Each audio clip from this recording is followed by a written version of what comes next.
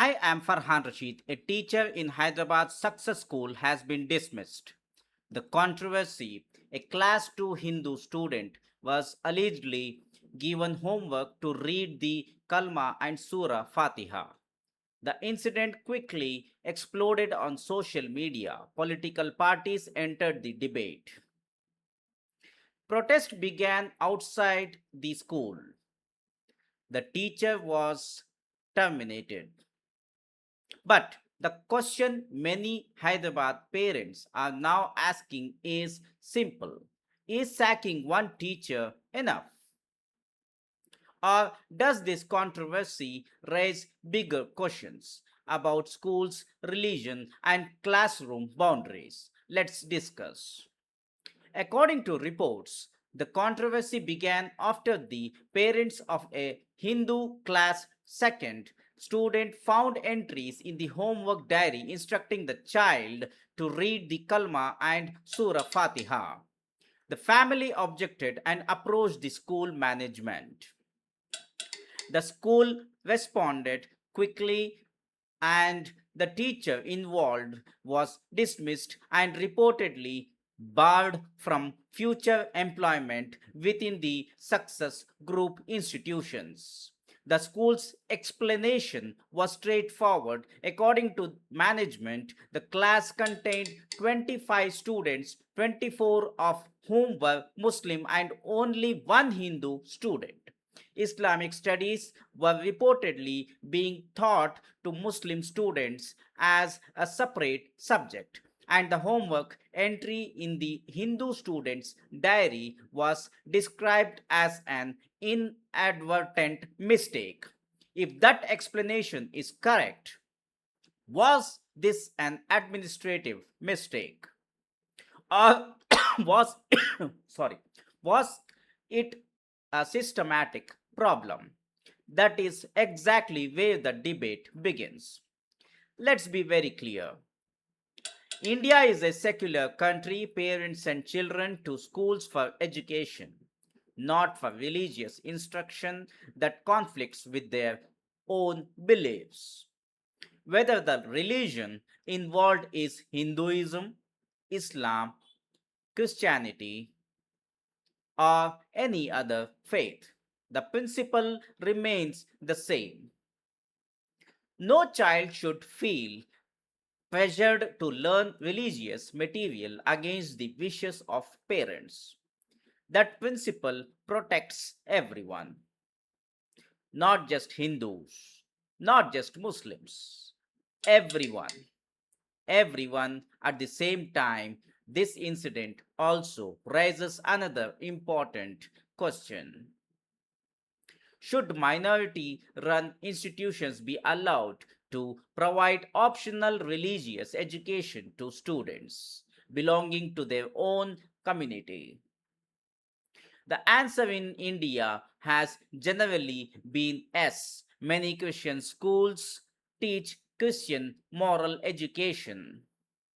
Many Islamic institutions teach Islamic studies. Many Hindu institutions teach Hindu scriptures. The key word here is simple: optional, not compulsory, not universal, not imposed. That distinction matters. According to police, the class had 24 Muslim students and one Hindu student, which may explain how such an error could have occurred in a busy classroom environment. However, authorities have noted that assigning religious content to the entire class would violate educational policy principles. This is why many parents are asking another question: where were the safeguards? Why was there no system to separate optional religious subjects from general homework diaries? Why was there no double verification process? Because schools handle sensitive responsibilities, especially when children are only 6 or 7 years old. A school cannot rely on good intentions. Schools need systems. Schools need checks. Schools need accountability. Meanwhile, political reactions have further intensified the controversy. BJP leaders and workers staged protests outside the school and demanded action. Several protesters were detained by police. Some political leaders described the incident using terms such as conversion and education jihad. Others argued that it was simply a mistake by a teacher working in a class dominated by Muslim students. Personally, I believe Hyderabad should avoid both extremes. Ignoring parental concerns would be wrong. Turning every classroom mistake into communal warfare would sorry would also be wrong.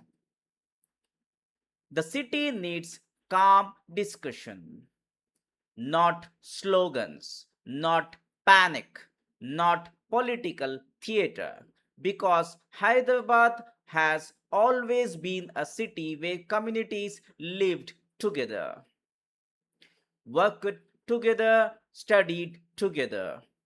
That social trust should be protected. So, what should happen next? First, schools should clearly separate optional religious education from regular academics. Second, parents should receive written communication regarding optional subjects. Third, schools should maintain separate records to avoid similar mistakes. Fourth, education authorities should issue clear guidelines for all private institutions because prevention is always better than controversy. As for the teacher, the school has already acted.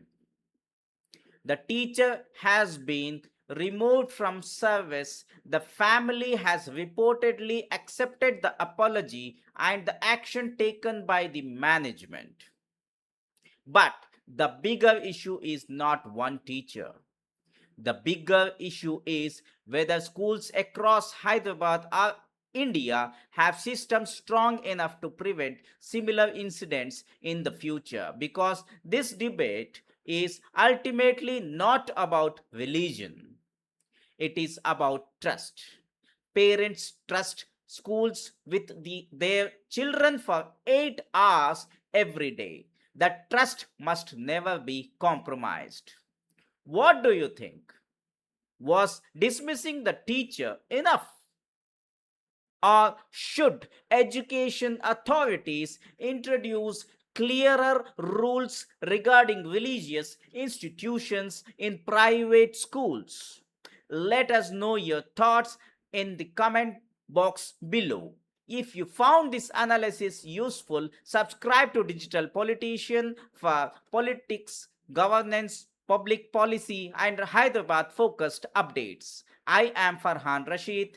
Thanks for watching. Shukriya. Allah Hafiz.